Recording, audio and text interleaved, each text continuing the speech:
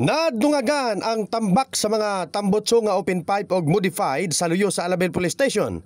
Apan nahawan usab ang impounding area, human gipanglukat na sa mga tag-iya ang ilang mga motorsiklo. Usa sa nag-claim sa iyang motor mao si Rafi Makalangan nga taga South Cotabato. Nakabayad kini og multa nga 500 pesos unya nakapalit og bagong tambutso nga 1,200 pesos. Unya ang saba nga tambutso gilumping unya gitambak luyo sa estasyon. Unsa may gihimo nimo sa imong motor nganong kusog man kay andar na?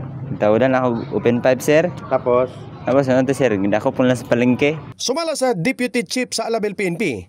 May ordinansa ang munisipyo gumikan sa reklamo sa mga katawhan. Unya nagamando ang mayor base sa Ordinance number 12 series of 2017 nga si kupon unya pamultahon ang mga nagamaniho sa motorsiklo nga modified o kaha open pipe. Gani 2021 pagisugda na ang anti-burak campaign. Libot mi taga barangay mo na daghan mi nadakop nga mga kuan, mga burak na motor og nakapasalamat pud mi sa mga barangay kapitan diri sa Alabel og kauban ang ilang mga tanod og mga bipats nga nagtabang sa amoa nga ma-maintain ato ang peaceful og maayo atong pagsaulog sa kuan New Year. Malipayon si Rapi nga madala na niya ang iyang motorsiklo. Human nakagasto og 1,700 pesos. Mao nga may mensahe kini sa iyang kapwa driver. Kung di mo gusto makamulta, di mo magtawad ng mga open pipe.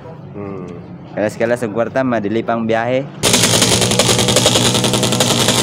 In the heart of changing lives, kini si Verd Jason sa 89.5 Brigada News FM Jansan, The Music News Authority.